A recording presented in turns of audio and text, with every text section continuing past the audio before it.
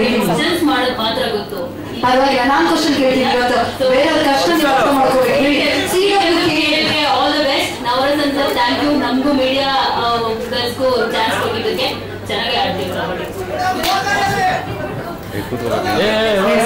ದೀಪಿಕಾ ಅವರು ಏನು ಸಮೀರಾ, ನೀವು ಕ್ವಶನ್ ಕೇಳ್ತಾ ಇದ್ದವ್ರು ಇವಾಗ ಅಲ್ಲಿ ಸೊ CWKL ನಂಗೆ ಗೊತ್ತಿಲ್ಲ, ಫಸ್ಟ್ ಟೈಮ್ ಕಬಡ್ಡಿ ಆಡ್ತಾ ಇದ್ದೀನಿ. ಹೆಂಗ್ ಆಡ್ತೀನಿ ಅಂತ ಕಬಡ್ಡಿ ಟೂರ್ನಮೆಂಟ್ ಅಲ್ಲಿ ಗೊತ್ತಾಗುತ್ತೆ. ಗೊತ್ತಿಲ್ಲ, ಪುಣ್ಯ ಎತ್ತಿ ಬಿಸಾಕೋದಿಲ್ಲ ಅಂತ ನಮ್ಮ ಬೇಸಿಗೆ ಯಶೋಧ ಅವರು.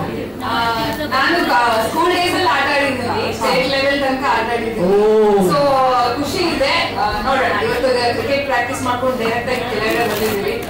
ಏನಾಗುತ್ತೆ ನೋಡೋಣ, ಎಂಜಾಯ್ ಮಾಡ್ತೀವಿ ಅಷ್ಟೇ. ಸೂಪರ್. ನೀವು ಕಬಡ್ಡಿ ಗೊತ್ತಿಲ್ಲ, ಬಟ್ ಏನಂತಂದ್ರೆ ಖುಷಿ ಇದೆ. ಮೀಡಿಯಾದವ್ರನ್ನು ಇನ್ವೈಟ್ ಮಾಡಿ ಈ ತರ ಸೇರಿಸ್ಬಿಟ್ಟು ಆಟ ಆಡಿಸ್ಲಿಕ್ಕೆ ಒಂದು ಅವಕಾಶ ಕೊಟ್ಟಿದ್ದಾರೆ ಅನ್ನುವಂತ ಒಂದು ಖುಷಿ ಇದೆ.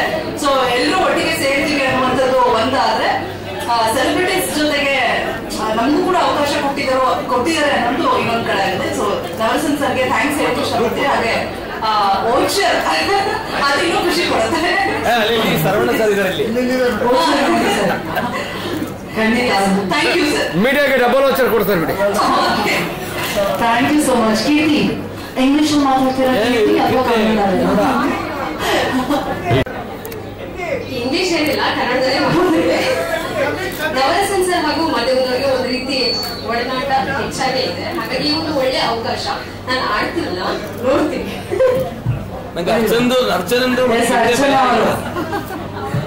ಅಟ್ಯಾಕ್ ಮಾಡ್ತಾರಲ್ಲ, ಅಲ್ಲ ತುಳ್ಕೊಂಡು ಹೋಗ್ಬಿಡ್ತಾರೆ ಕಗಡೆಯಿಂದ. ಎಲ್ರಿಗೂ ಗೊತ್ತು, ಇವಾಗ ಕ್ರಿಕೆಟ್, ಬ್ಯಾಡ್ಮಿಂಟನ್ ಎಲ್ಲ ನಡೀತಿದೆ. ಫಸ್ಟ್ ಟೈಮ್ ನವರಸನ್ ಅವರು ಕಬಡ್ಡಿ ಅಂತ ಹೇಳಿದಾಗ ಎಲ್ರಿಗೂ ಖುಷಿ ಆಯ್ತು. ನಾವು ಅದಷ್ಟು ಸೆಲೆಬ್ರಿಟೀಸ್ಗೆಲ್ಲ ಕಾಲ್ ಮಾಡಿದಾಗ ಎಲ್ಲರೂ ಖುಷಿಯಿಂದ ಆಟ ಆಡೋಣ ಅಂತ ಹೇಳಿದ್ರು. ಅವರೆಲ್ಲ ಸಿನಿಮಾಲ್ ಬಿಸಿ ಇರ್ತಾರೆ, ನಾವೆಲ್ಲ ನ್ಯೂಸ್ ಅಲ್ಲಿ ಬಿಸಿ ಇರ್ತೀವಿ. ನಾವೆಲ್ಲರೂ ಸೇರಿ ಒನ್ ಪ್ಲಾಟ್ಫಾರ್ಮ್ ಬರ್ತಿರೋದು ಖುಷಿ ಇದೆ.